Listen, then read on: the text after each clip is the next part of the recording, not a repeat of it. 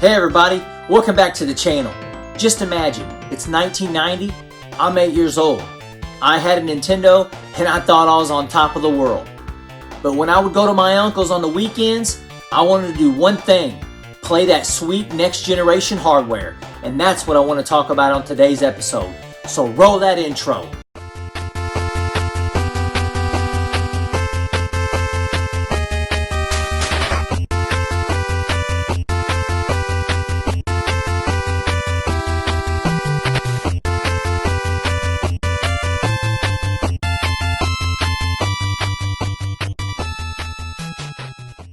One of my favorite memories of staying the weekends at my uncle's house was we would stay up all night playing video games and watching sci-fi movies like Total Recall and Aliens. The Segagenesis was the new kid on the block though, and we loved trying out new games for it. Just take a look at this and tell me if you wouldn't be hyped after seeing this commercial when you were 8 years old. 16-bit arcade graphics. We can't do this on Nintendo. Genesis does. 16-bit arcade action. You can't do this on Nintendo. Genesis Does. Genesis Does. Genesis Does. Genesis Does. Genesis does. 16-bit arcade hits. You can't do this on Nintendo. Genesis does. What Nintendo? The 16-bit Genesis system by Sega. Genesis does it all. Just look at all those awesome games waiting to be played. So we would ask my Uncle Denny to take us up to Stringtown Video to rent a game. We usually try to only rent 2-player co-op games, so none of us would have to wait for the other person and just sit there and be bored. That day, we saw a game on the shelf that was right up our alley. Alien Storm.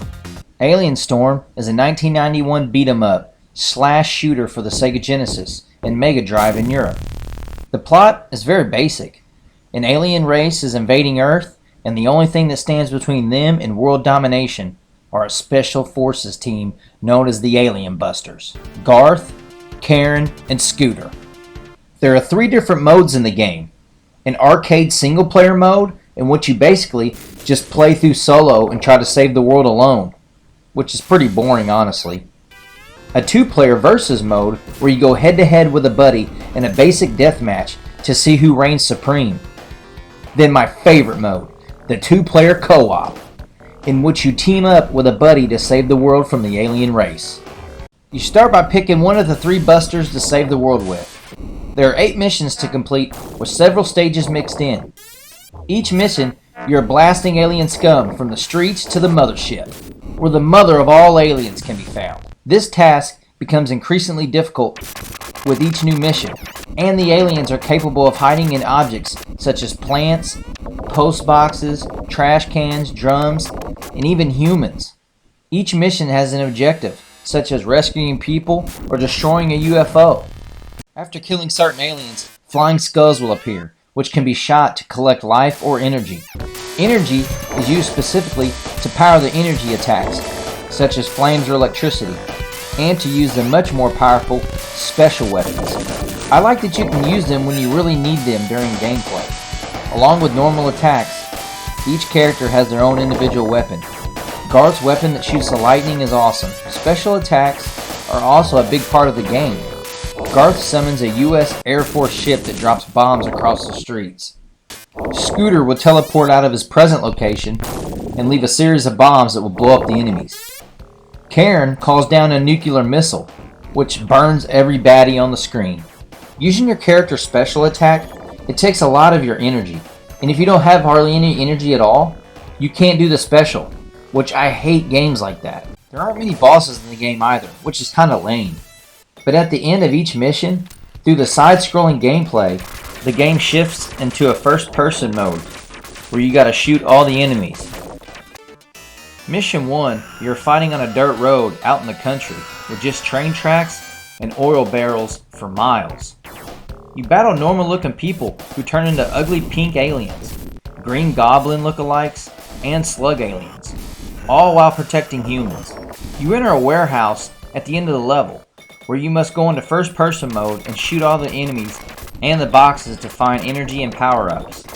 I think it's kinda lame that there's no stage boss. Mission 2, you start out on a resort. with broken down houses in the background. Fighting off spider aliens, you eventually get to the mid-stage boss, which is a huge mutant-looking thing, but it's not too tough to take down if you use their special attack on it. Then you start running at full speed in the side-scrolling mode, where you just spray and pray until you make it through the area. Mission 3, you're on some kind of city street, or some strip mall type place, blasting alien scum like you did before. Now the game starts to get pretty repetitive.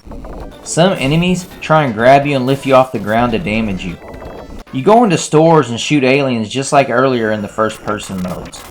Also, no stage boss again, which is pretty lame. Mission 4, you're fighting out in the street again, in front of hotels and pharmacies. Enemies come out of nowhere, even from the sewers, to try and kill you.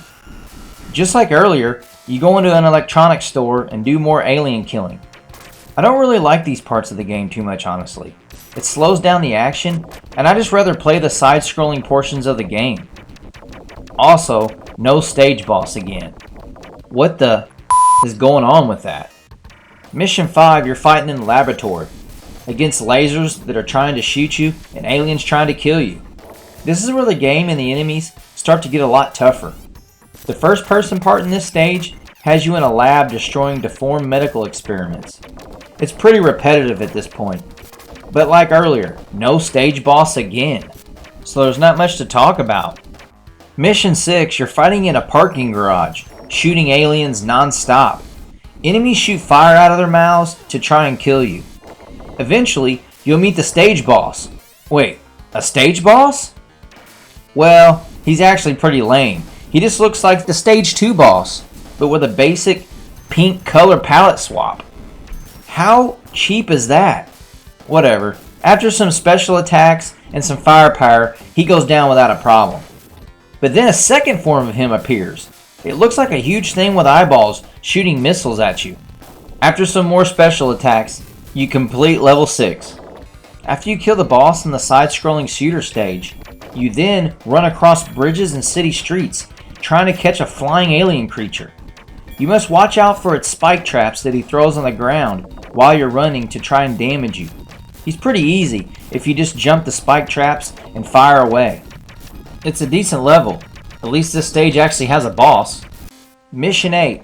You're finally fighting inside the alien ship itself. You run into new enemies on this level who are much tougher. You must utilize your special attacks a lot on this level if you want to survive.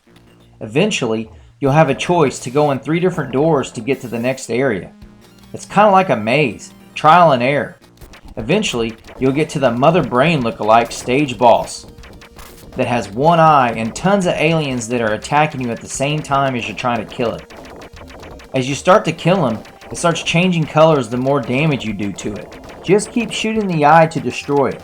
After you do destroy it, the alien ship blows up and you fly back to Earth in some sort of bubble.